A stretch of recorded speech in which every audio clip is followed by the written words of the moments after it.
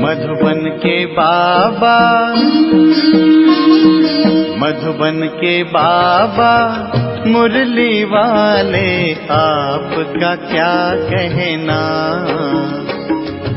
आपका क्या कहना।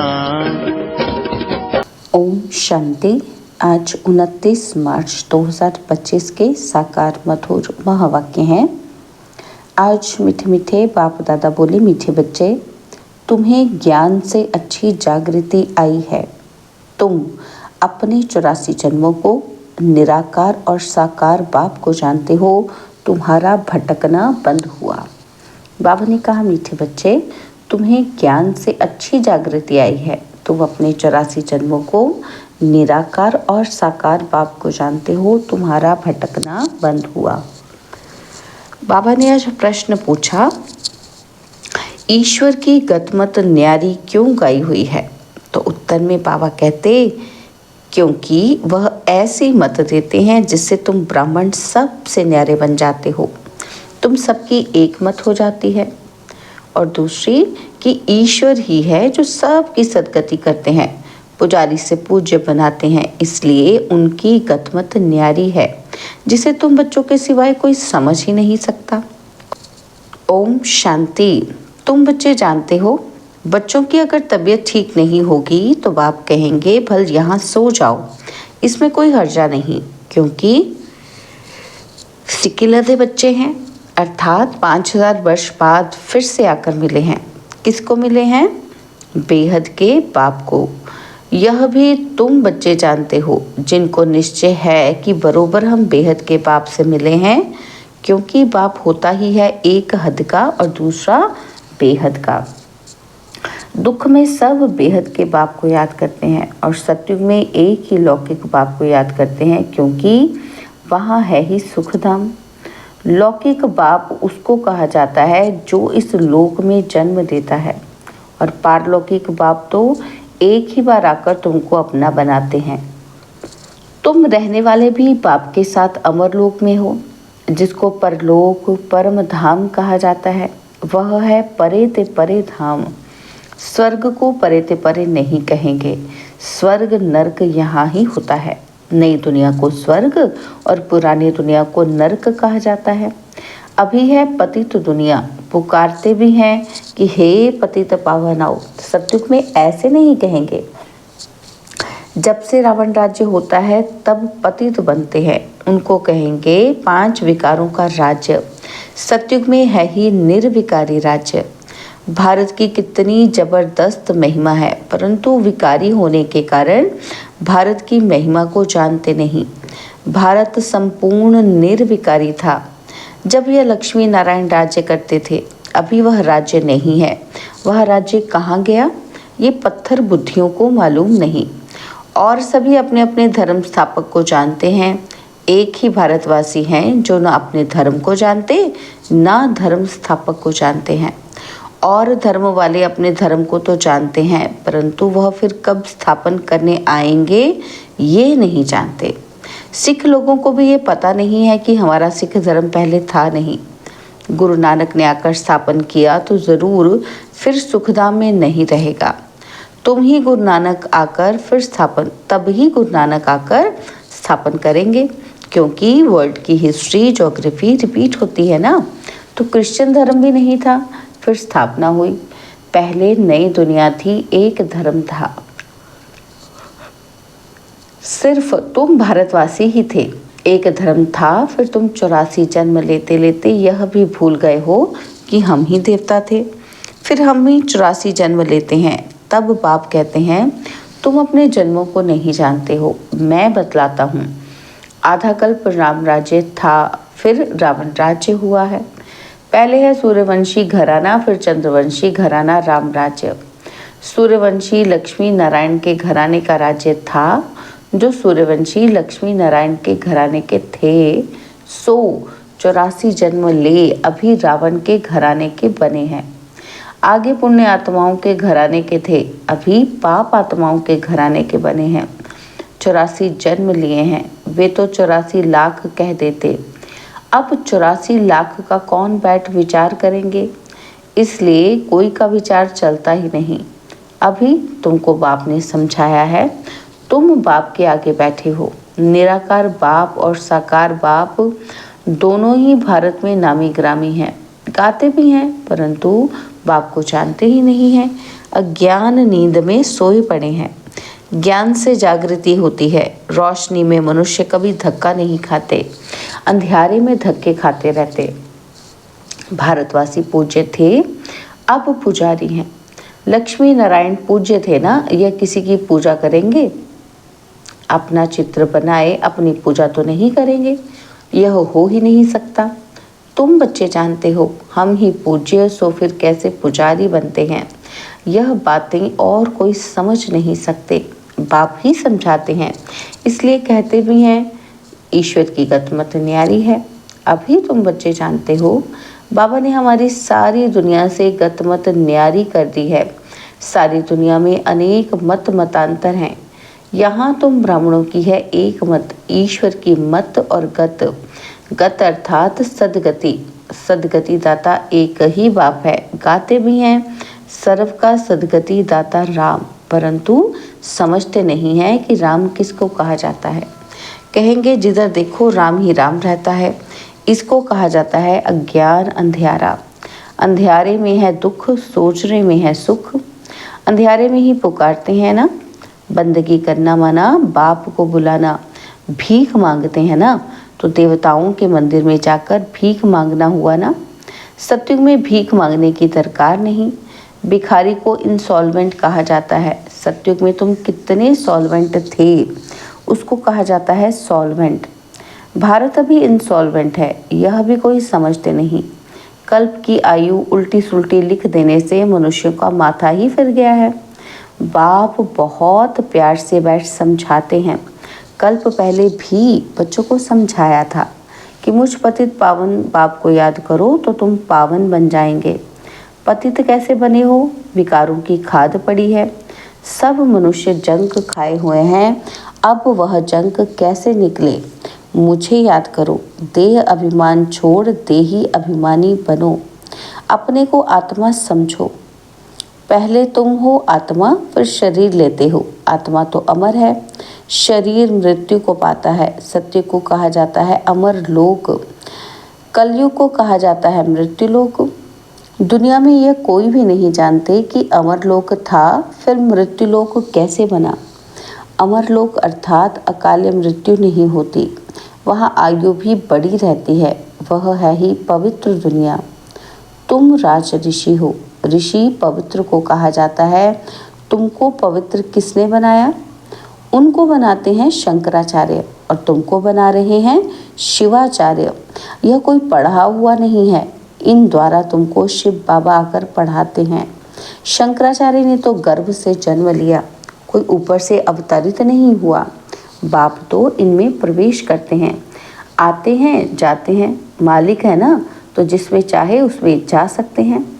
बाबा ने समझाया है, कोई का कल्याण करने अर्थ में प्रवेश कर लेता हूँ। आता तो पतित तन में ही हूँ ना, बहुतों का कल्याण करता हूँ। बच्चों को समझाया है कि माया भी कम नहीं है। कभी कभी ध्यान में माया प्रवेश कर उल्टा सुल्टा बुलवाती रहती है, इसलिए बच्चों को बहुत संभाल करनी है। कईयों में जब माया प्रवेश कर लेती है तो कहते हैं मैं शिव हूँ, फलाना हूँ। माया बड़ी शैतान है। समझदार बच्चे अच्छी रीति समझ जाएंगे कि ये किसका प्रवेश है। शरीर तो उनका मुकर्रर यह है ना, और फिर दूसरे का हम सुने ही क्यों?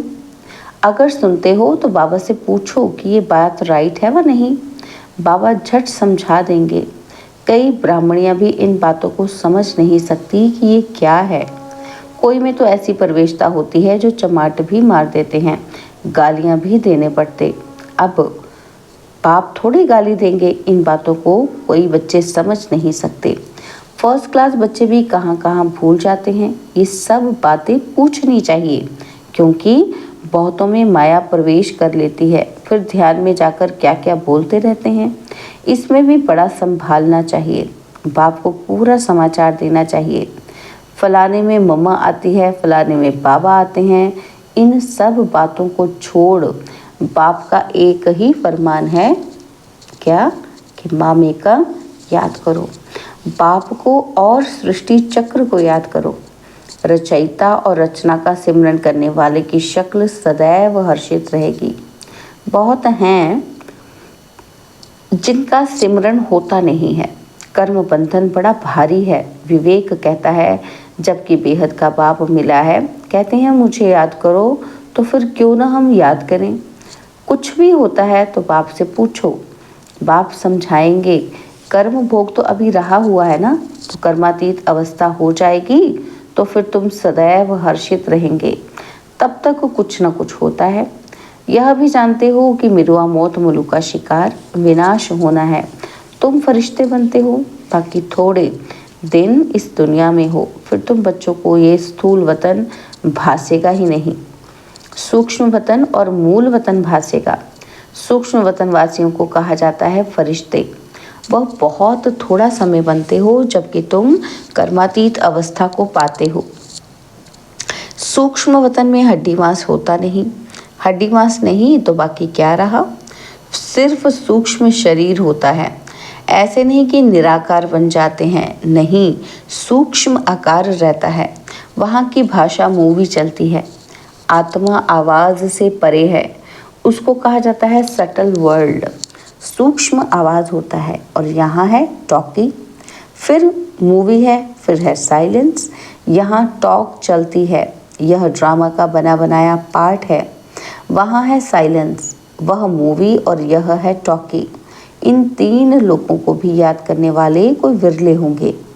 बाप समझाते हैं, बच्चे सजाओं से छूटने के लिए कम से कम 8 घंटा कर्म योगी बन कर्म करो, 8 घंटा आराम करो और 8 घंटा बाप को याद करो।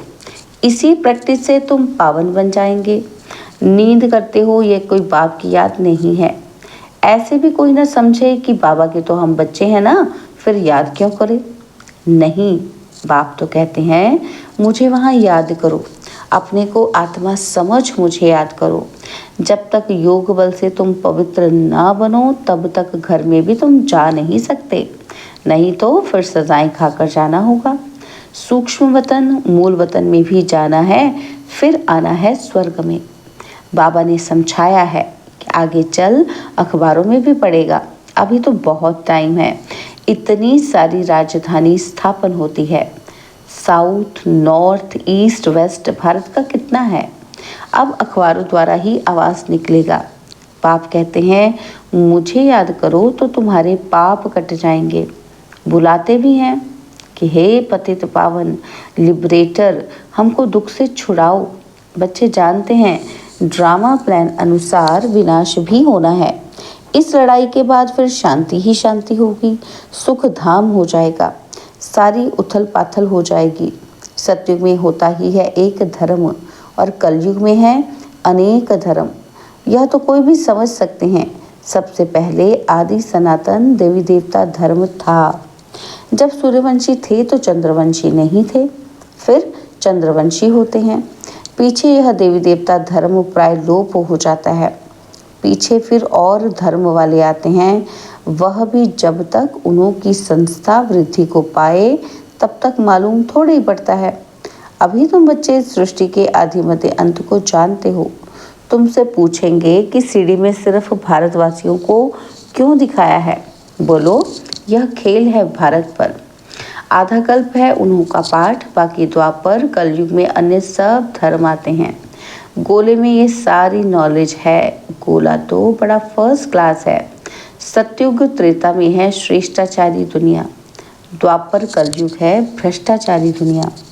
अभी तुम पर संगम पर हो, यह ज्ञान की बातें हैं। यह 4 युगों का चक्र कैसे फिरता है ये किसी को पता ही नहीं है। सतयुग में इन लक्ष्मी नारायण का राज्य होता है। इन्हों को भी ये थोड़ी पता रहता है कि सतयुग के बाद फिर त्रेता होना है और त्रेता के बाद फिर द्वापर कलयुग आना है। यहाँ भी मनुष्यों को बिल्कुल पता नहीं, भल कहते हैं, परंतु कैसे चक्र फिरता है ये कोई नहीं जानते। इसलिए बाबा ने समझाया है, सारी गीता पर जोर रखो। सच्ची गीता सुनने से स्वर्गवासी बनते हैं। यहाँ शिव बाबा को सुनाते हैं, वहाँ मनुष्य पढ़ते हैं। गीता भी सबसे पहले तुम पढ़ते हो।